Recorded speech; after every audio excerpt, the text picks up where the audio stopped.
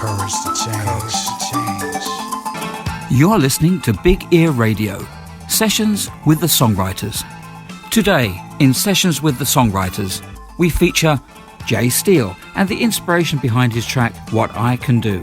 Jay is from Lindenwold, New Jersey, USA, and has the condition fibromyalgia. First, thanks for having me on the show.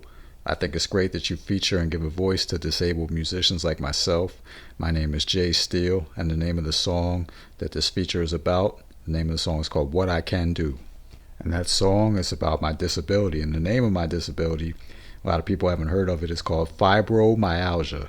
And fibromyalgia, a brief definition of what that is it's chronic, widespread pain in the body. And that's just a simple definition of it.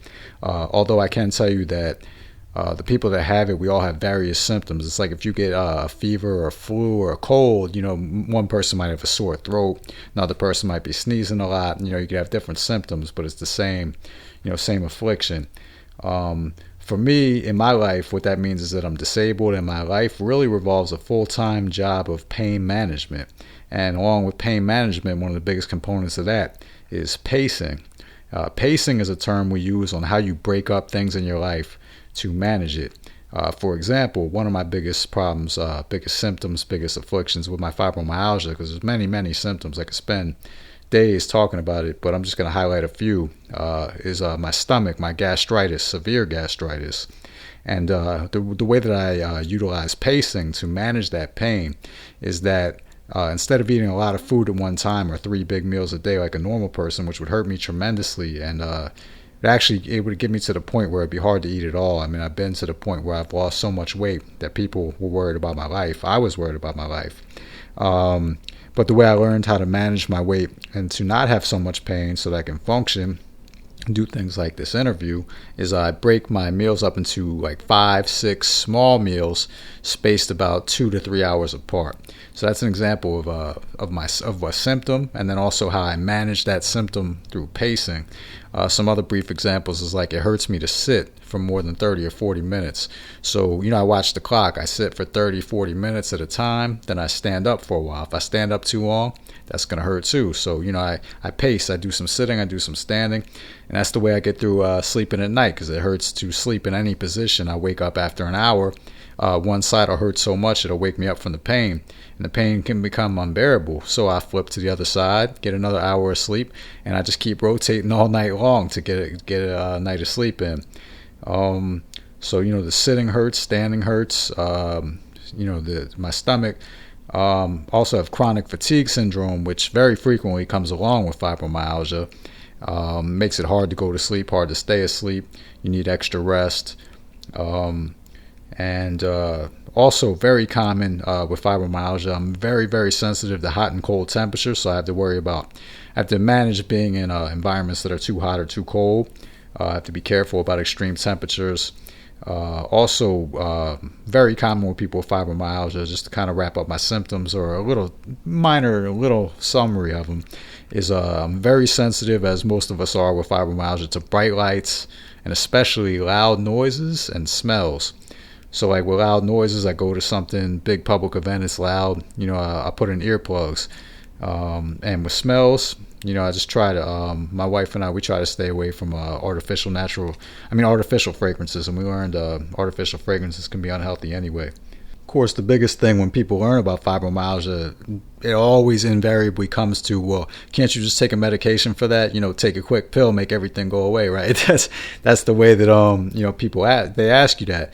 The truth is, I've run a support group for years now, and I've talked to a lot of people. And the thing is, medication can help some people to manage it. It can bring your pain down to the point where you can function and manage it, so it can reduce the pain. But for those of us with severe fibromyalgia, and that's a very, very, very important distinction, you could have fibromyalgia and be functional. You could run marathons, just like you could have a headache and do anything. You know what I mean? But some headaches are so bad that you have a migraine and you're bedridden, you're debilitated. Same thing with fibromyalgia. You have a severe case like myself, and then medication's probably not going to help you that much. It might help you a little bit. I've heard that medical marijuana can help people. As for myself specifically, I can say medication has only made me worse.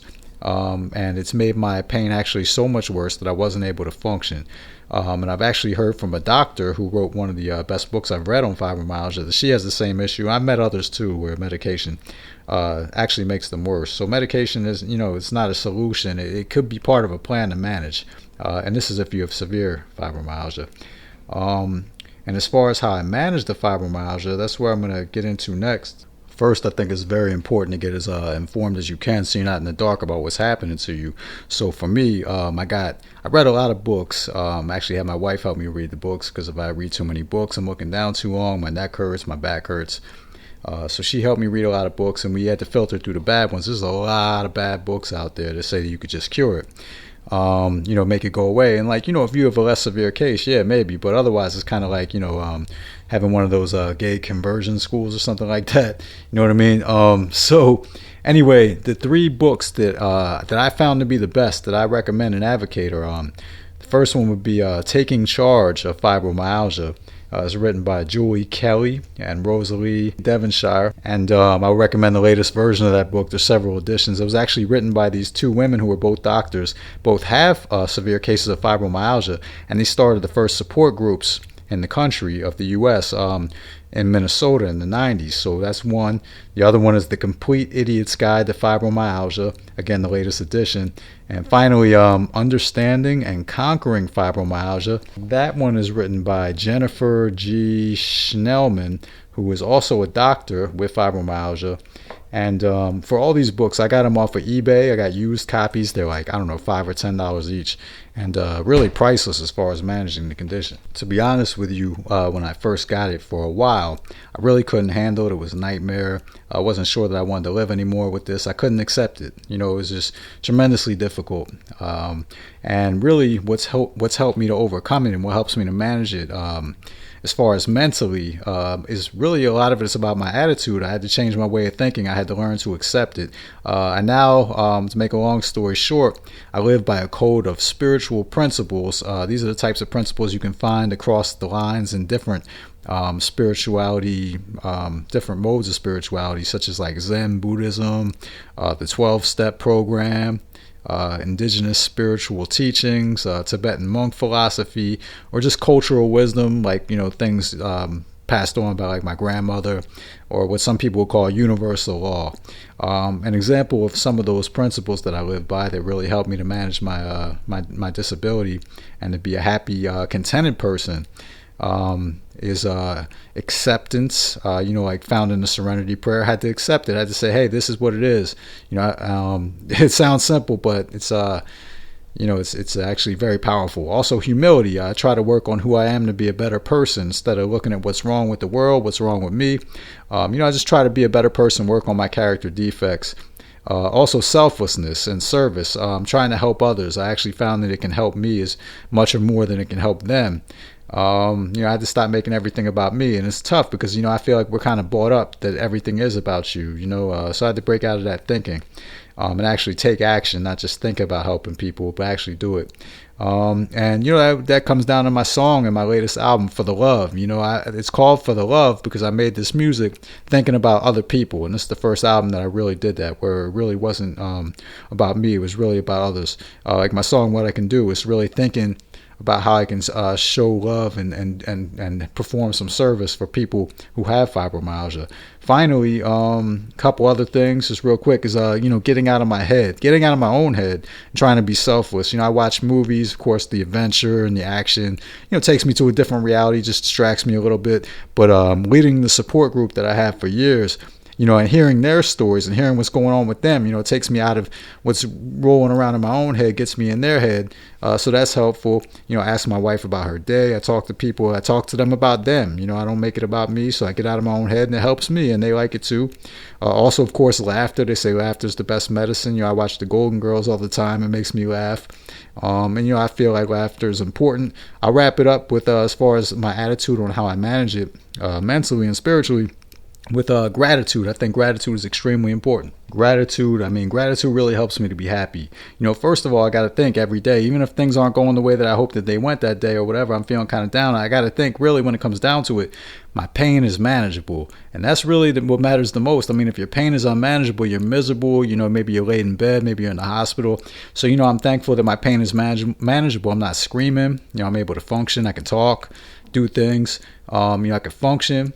I'm not homeless. I might not be rich as far as financially, but I'm rich in love. I'm married to this incredible woman. Special shout out to her, and special shout out to my mom also for helping me to manage. They help me to cook. They're there for me. I got to do a lot of cooking, and it can wear me down. It can wear my back down. They're there to help me out. They listen to me. They believe me. They trust me. They're willing to, tolerate my limitations. And, they don't treat me like I'm a burden. I'm thankful for that. I'm thankful for being rich in love. I'm thankful that I can help others. I can spread joy with my music. It's that gives me purpose. It helps me to feel content. And, music is just a beautiful thing to me anyway. I used to be a bodybuilder when I was in my 20s, and now I can't even lift weights because my arms will cramp up and stuff. I have to lift very, very carefully, and not very often, because I don't want to cause more problems. I had to learn that, but I'm not physically buff anymore, but I've been told by a friend that I'm now spiritually buff. And the thing is, though, with music, I can also say, as far as enjoying it and using it for the benefit of others, I enjoy it tremendously. I love to hear a smooth jazz song, or just an exciting song, and you get it in your head, and then you're doing these mundane tasks. And for me, it just brightens my day. Having a soundtrack to your life that you enjoy just adds tremendously. And while I can't go out to eat, I haven't eaten food from a restaurant in 10 years, and that used to bother me so much. It was destroying me, to tell you the truth. But now I don't focus on that. I focus on what I can do. Like, I can write some incredible music. I can listen to some beautiful music. I can enjoy that. I can enjoy time with my wife. I can laugh. I can converse about things that mean things that are meaningful. And, and I used to think my problems were worse than everybody else's, and woe is me, and have all this self-pity. But, now I think, like, other people have problems too. And, it's not that my problems are worse or better. It's just my problems are different, and I learned this philosophy too about, they say that life is 10% what happens and 90% how you think about it. And so I've learned that, with our minds, so much we can really determine our ways that we think. So it's like with fibromyalgia, it's like we can think about, we can't control exactly how much pain we have necessarily, but we can control how we think about that pain. Like, for example, if I have a tremendous headache, I can think, well, what doesn't hurt? Okay, my legs don't hurt right now. So it's what you choose to focus on sometimes can exacerbate the pain, or it can make it better. It's not going to cure it, but it's about management. It's about pain reduction, and, trying to just be positive and be happy and be content. And try, for me, like I said, it's important to try to help others, because that's really a big part of what helps me. And those are really some of the biggest ways that I'm able to cope and manage my condition, feel happy and content, and help others. And like I said, when I help others, it helps me, and it's like a positive cycle. And just on a final quick note about that, the support groups that I conduct and I host, I'm happy and thankful that I feel good enough to do it each time, and I mentioned that. And I'm thankful for the opportunity to try to help others there, and it also makes me feel less isolated as well. Equal Ability Radio, the station that listens to you.